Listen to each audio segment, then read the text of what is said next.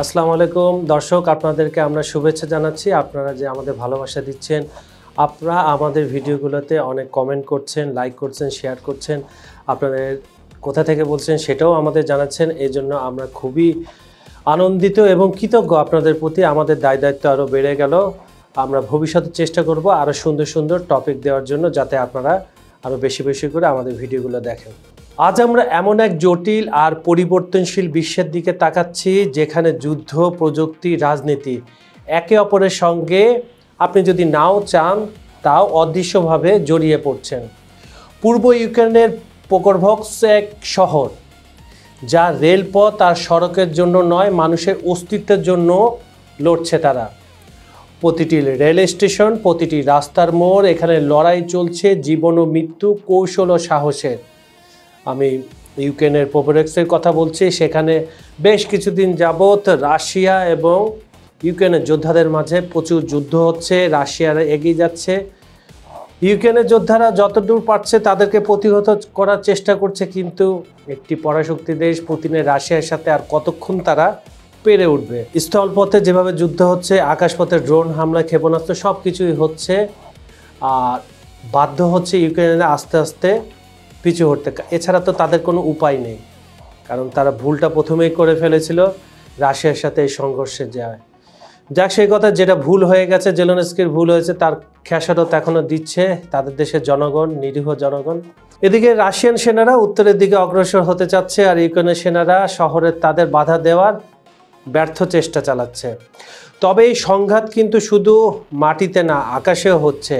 Drone, radar আর mobile unit সব মিলে শহরটি এখন আধুনিক যুদ্ধের একটি জটিল নকশা হয়ে উঠেছে। আর ঠিক একই সময়ে হাজার মাইল দূরে চীনের আকাশে উঠছে J-36 ষষ্ঠ প্রজন্মের স্টেলথ যুদ্ধবিমান, যা দেখে মাথায় হাত ট্রাম্পের। কী কারণে আমি এটা পরে বলবো, আপনারা সঙ্গে থেকে। এটি কিন্তু একটি বিমান নয়, বরং বৈশ্বিক শক্তির ভারসাম্যের প্রতীক। আধুনিক প্রযুক্তির এই দ্রুত অগ্রগতি দেখাচ্ছে কিভাবে দেশের সামরিক ক্ষমতা আকাশে আধিপত্য স্থাপন করতে পারে এবং সেই সঙ্গে আন্তর্জাতিক কৌশলগত মানচিত্রকেও পুনর্গঠন করতে পারে। এবং এই যুদ্ধক্ষেত্র ও প্রযুক্তির আলোচনার মধ্যেই আবার যুক্তরাষ্ট্রের ভোট কক্ষ থেকে এসেছে একটি জোরালো বার্তা। কার বিরুদ্ধে? ট্রাম্পের বিরুদ্ধে। আর নিউ ইয়র্ক, ভার্জিনিয়া ও নিউ জার্সির ভোটাররা স্পষ্ট করে দিয়েছে জনগণ তাদের জীবনের ব্যয়, নিরাপত্তা ও ভবিষ্যতের নেতৃত্বের প্রতি সচেতন। তারা নির্দেশ দিয়েছে গণতন্ত্রের হাল ধরতে হলে কৌশল, উদ্ভাবন এবং নীতি সব কিছুই সমন্বিতভাবে বদলাতে হবে।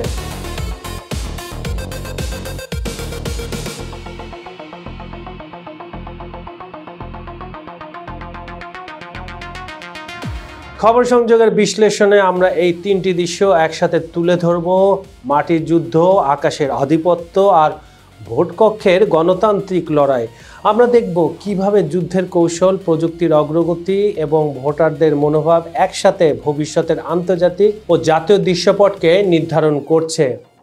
সুপ্রিয় দর্শক, আবার বলছি, আপনারা আমাদের ভিডিওটি কোথা থেকে দেখছেন? দেশের বাইরে থেকে, দেশের ভিতরে, কোন বিভাগ, কোন জেলা, উপজেলা, ইউনিয়ন এবং কোন এলাকা থেকে দেখছেন, আপনার নাম সহ সে জায়গাটার নাম বলুন। আমরা উপকৃত হব, আমরা আনন্দিত হব। চলুন তাহলে মূল অনুষ্ঠানে আবার ফিরে যাই। আমরা প্রথমে পোকরভস্কের ধ্বংসস্তূপ এবং সৈন্যদের কৌশল থেকে শুরু করি, তারপর উড়ে যায় চীনের আকাশে J-36 এর প্রোটোটাইপ পর্যন্ত এবং অবশেষে পৌঁছায় মার্কিন নির্বাচনী ফলাফল তার প্রভাবের বিশ্লেষণে। এক নজরে দেখা যায় কিভাবে এই তিনটি পৃথক বিশ্বের ঘটনা আমাদের জন্য এক সমন্বিত বার্তা নিয়ে আসছে।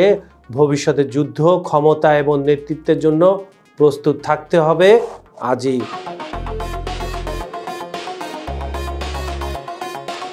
পূর্ব ডোনেক্সের হারানো আলোয় ভাসতে ভাসতে পোকরভস্ক শহর দাঁড়িয়ে আছে এক সময়ের গর্জন করা ট্রেন, প্রাণচঞ্চল বাজার আর ছোট ছোট সড়কের শহরে। কিন্তু আজ সেই শহর যেন ধূসর কোলাহলে ডুবে গেছে। রেল লাইনগুলো শূন্যতা, সড়কে ধুলো আর ধোঁয়ার স্তর।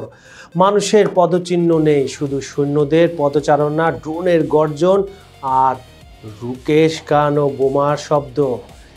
এটা মনে হয়, আপনার কাছে মনে হবে ঠিক যেন আপনি ভিডিও গেম দেখছেন। ওয়ার ভিডিও গেম যেগুলো আছে, আপনি হাতে নিয়ে বাসার মধ্যে খেলেন, ড্রয়িং রুমে খেলেন, সময় পেলে খেলেন যুদ্ধ খেলা, সেটা তো মজার খেলা। কিন্তু এই ইউক্রেনের যে জায়গাটার কথা বললাম, এখানে সত্যিকারেরই একটা ওয়ার গেম চলছে।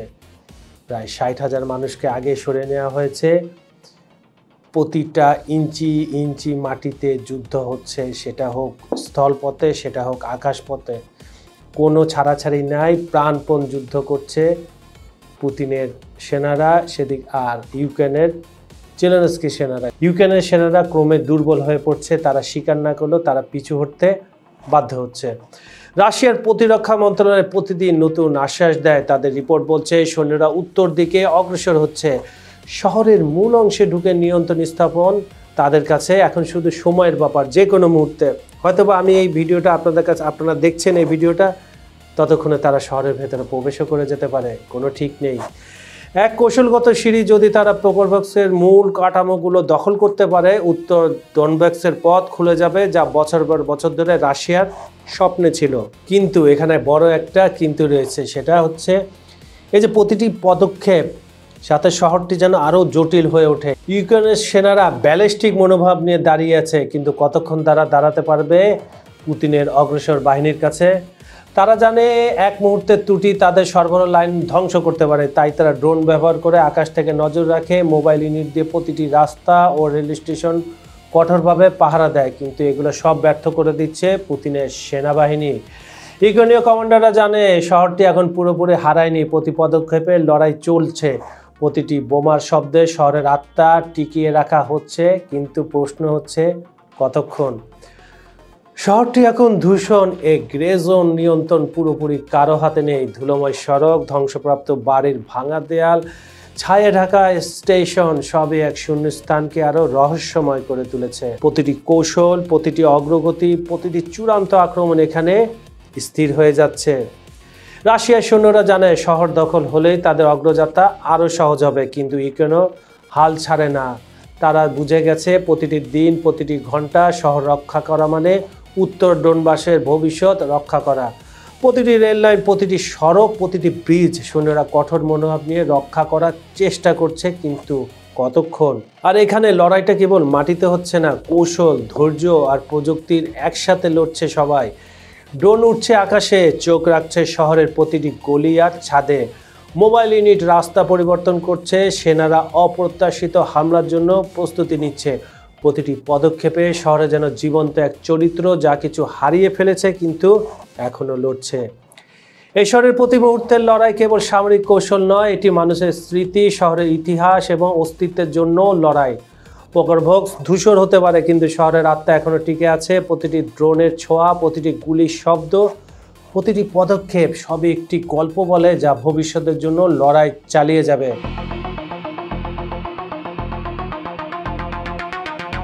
এদিকে চীনের একটি আবিষ্কার তো মার্কিন যুক্তরাষ্ট্রের প্রেসিডেন্ট ডোনাল্ড ট্রাম্পের মাথা নষ্ট করে দিয়েছে।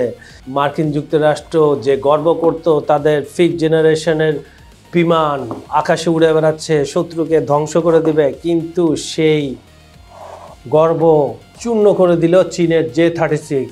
এটা বলা হচ্ছে ষষ্ঠ প্রজন্মের স্টেলথ ফাইটার। মাত্র কয়েক মাসের ব্যবধানে দ্বিতীয় প্রোটোটাইপে পৌঁছেছে এটি।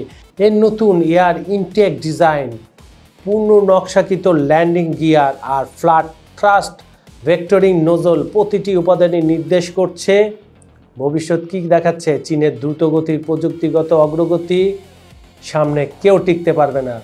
আর এখানেই পশ্চিমা, ন্যাটো আর মার্কিন যুক্তরাষ্ট্রের ভয়। বিশ্লেষকরা এটিকে লিপফ্রগিং কৌশল হিসাবে দেখছেন, যেখানে ধাপে ধাপে নয়, এক লাফে আধুনিক প্রযুক্তির আধিপত্য অর্জনের প্রচেষ্টা হচ্ছে। এটি শুধু প্রকল্পের দ্রুত উন্নয়ন নয়, বরং কৌশলগত প্রভাবের একটি সুস্পষ্ট বার্তা। একদিকে যুক্তরাষ্ট্রের F-22 ও F-35 ধীরে ধীরে আপগ্রেড হচ্ছে নতুন সেন্সর, AI সমর্থন এবং আধুনিক অস্ত্র সংযোজনের মাধ্যমে। অন্যদিকে চীনের উৎপাদন ক্ষমতা দ্রুত, যেখানে বছরে 50 ইউনিট J-36 উৎপাদনের লক্ষ্য নির্ধারণ করা হয়েছে। এটা এক ধরনের মিরাকল, এত দ্রুত তারা প্লেন তৈরি করার পরিকল্পনা করছে, তাও আবার যুদ্ধ বিমান। যুদ্ধ এবং প্রযুক্তির অ্যালায়েন্সের বাইরে রাষ্ট্র ঘটনাও অস্থিরতা দেখা দিয়েছে। নিউ ইয়র্ক, ভার্জিনিয়া ও নিউ জার্সির ভোটাররা প্রেসিডেন্ট ট্রাম্পের প্রতি অসন্তোষ জানিয়েছেন।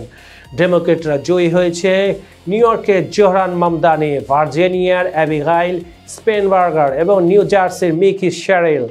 এই জয় কেবল রাজনৈতিক নয়, এটি একটি সামাজিক মেসেজ। আর নাগরিকরা তাদের জীবনযাত্রার খরচ, নিরাপত্তা ও রাজনৈতিক স্থিতিশীলতার দিকে নজর দিয়েছে। ডেমোক্রেটরা যদিও আভ্যন্তরীণ দ্বন্দ্বে বিভক্ত রয়েছে, তারা একটি স্পষ্ট বার্তা পৌঁছে দিতে চেয়েছে, ভবিষ্যৎ প্রজন্মের নেতৃত্বের দিকে তাদের নজর রয়েছে। এখন আমরা এমন একটি বিস্ময়কর সমান্তরাল দেখতে পাই যেটা মাটিতে পোকারভক্সের ধ্বংস, রণক্ষেত্রে ঘিরে এবং কৌশলগত লজিস্টিক যুদ্ধ, আকাশে চীনে J-36 ষষ্ঠ প্রজন্মের প্রযুক্তি দিয়ে ভবিষ্যতের যুদ্ধের মানচিত্র রাখছে। এই তিনটি দৃশ্য পৃথিবীর ভিন্ন প্রান্তে ভিন্ন সমস্যা একই মূল প্রশ্নের দিকে নির্দেশ করছে। ভবিষ্যতের আধিপত্য তা মাটির, আকাশে নাকি রাজনৈতিক? বিশ্লেষকরা বলছেন কৌশলগত ধারাবাহিকতা, প্রযুক্তির দ্রুত আধুনিকতা এবং জনগণের সমর্থন, এই তিনটি উপাদান একসাথে না থাকলে কোনো শক্তি দীর্ঘমেয়াদী আধিপত্য ধরে রাখতে পারবে না। আজকের পোকারভক্স, চীনের আকাশ আর যুক্তরাষ্ট্রের ভোট সবই এটা প্রমাণ করে চলেছে। মাটির যুদ্ধ, আকাশের আধিপত্য এবং ভোট কক্ষে গণতান্ত্রিক লড়াই সবই আমাদের একটি জটিল বিশ্বে দাঁড় করাচ্ছে, যেখানে কৌশল, প্রযুক্তি আর জনমত একসাথে মিলিয়ে ভবিষ্যতের পথ নির্ধারণ করছে। পাশা খেলাটা এখন শুরু হয়েছে, কেউ পিছিয়ে পড়ার সুযোগ পাবে না। সুপ্রিয় দর্শক, খবর সংযোগের বিশ্লেষণমূলক অনুষ্ঠানটি আপনাদের কেমন লাগছে আমাদের কমেন্টে জানাবেন। আমাদের ভিডিওগুলো লাইক, কমেন্টে শেয়ার করবেন এবং আবার বলছি, আপনারা কোথা থেকে বলছেন সেটা অবশ্যই নাম সহ আমাদের কমেন্টে জানাবেন। আজ এখানেই বিদায় নিচ্ছি। আগামীকাল ইনশাআল্লাহ আমি কাজল হায়দার, আবার দেখা হবে একই চ্যানেলে একই সময়ে, কিন্তু ঠিক ধরেছেন, টপিক ভিন্ন থাকবে। ধন্যবাদ সবাইকে।